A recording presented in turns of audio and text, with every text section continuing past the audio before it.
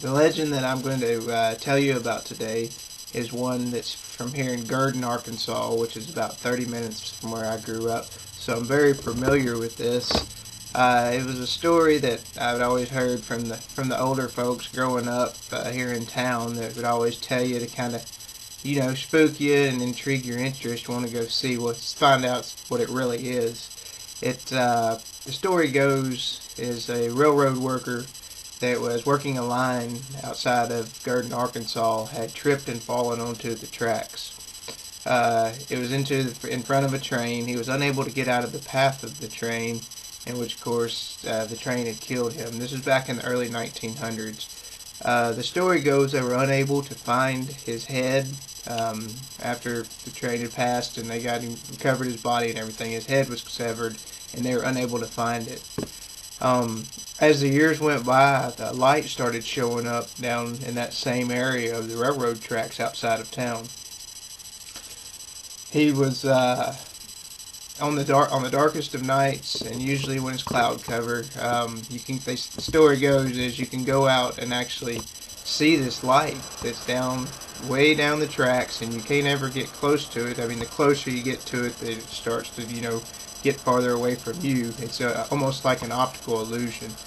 But it's a light that supposedly swings back and forth, and sometimes it's a white light or a blue light, and it'll come dim in and dim out, just depending on, I guess, how light it is outside, with the darkness and sky cover from the clouds. But it's one that's really intrigued us, and of course, hearing this when I was younger, I knew, all the guys I went to high school with, and everybody, we had to load up and go see this. It's just one of those things you hear about it, and we got to go do this. And we've actually driven up there. It's been several years back when I lived in Arkansas. We went out, and it's a long, probably about 1.5 mile hike into the railroad tracks from the road itself. So there's no way that this light could possibly be headlights from a vehicle or any kind of building or any man-made structures or lighting out there in this area. We were out there, it was probably 12:30. We'd been there for an hour and a half, and then all of a sudden one of the guys said, "Hey, y'all look down on that end of the tracks." And sure enough, there was a glow that started to get a little brighter and a little bright. I'm actually getting goosebumps right now talking to you about it. But it grew in brightness. And after that started to happen, probably 15 or 20 seconds later, we could see it was moving up and down the tracks, kind of towards us. But, it wouldn't get too close. I would say it was probably 300 to 400 yards, and then it would start moving farther back and farther back. And we would try to go down the tracks towards it, to try to see what it was. At the same time, there's several of them that were refusing to go down or walk with us down the tracks to investigate it a little more.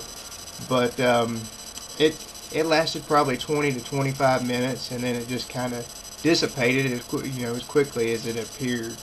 But it's a phenomena that no one can really explain. I know they've had different scientists come in and look, and it could possibly be swamp gases, or some articles you read might tell you that it's something, quartz or something in the ground that on certain nights causes it to emit or reflect a light.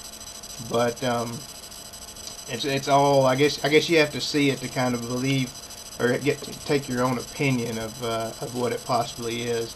But I'll never forget the night that we actually went down there and saw that as youngsters, and I haven't been down there since then, 10, 15 years, but I would like to go back now with the stories I've read on it and take another look at it and, kind of for myself make another opinion. But it is definitely an urban legend of a railroad man that is walking up and down the tracks looking for his head with a lantern. And I will tell you, the light is out there. So whether you take it for yourself as you think it's him looking for his head, or if it's some kind of natural phenomenon, I'll leave that decision up to you. But I have seen the light. So I hope y'all have all enjoyed my little story here about here in South Arkansas. And if you get a chance, log on and just type in the light of Gurdon, Arkansas, and you can read a little bit about it. But it's definitely an interesting phenomenon.